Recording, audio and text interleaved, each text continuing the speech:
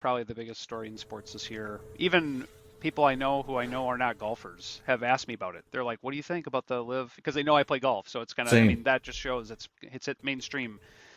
So I'm not going to give the full spiel about it, but essentially there was always this thought that there could be a separate or more prestigious golf league out there. I think the hope was that the top of the top pros would come and play in this league, and the purses would be bigger, the crowds would be bigger, and they would really take care of the players. And so this is an attempt at that. There's this Saudi backed league, that boatload of money available essentially, and they are giving these humongous sign-on bonuses essentially to these golfers who, I mean, in most cases have never even been close to playing for this kind of money before, both just to come over, but then the purses are way bigger, and they're playing less golf. I think there's only 7 or 8 events, something like that. They're playing 54 holes, which I think is where LIV comes from, the Roman numerals.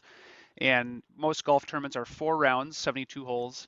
So it's less golf overall, bigger prizes, and right now it's a smaller group of people competing for these prizes. So your chances of winning a ton of money are there. And so, as you'd expect, then it started by drawing the players who weren't at the top of the PGA Tour, be fringe players that maybe used to be good, and they're thinking, hey, I'm gonna be competing for 50th, between 50th and 100th place in all these tournaments. Why not take a shot at getting 50th and getting triple the paycheck or better with the LIV Golf Tour? So it's been very interesting to hear from some of the stalwarts of the game, I guess, the famous people that everybody knows: Jack Nicklaus, Tiger Woods, Rory McIlroy, Phil Mickelson, all these players that are on both sides of this whole thing. Some saying this is good for the game, good for the fans, good for the players. Others saying this is a joke, it'll never last. And the turmoil, unfortunately, is what I think draws the crowd in, right? Because it's like this exciting thing that not everybody agrees on. So that's what I understand about it. I don't know if I left anything out, but that's the basics.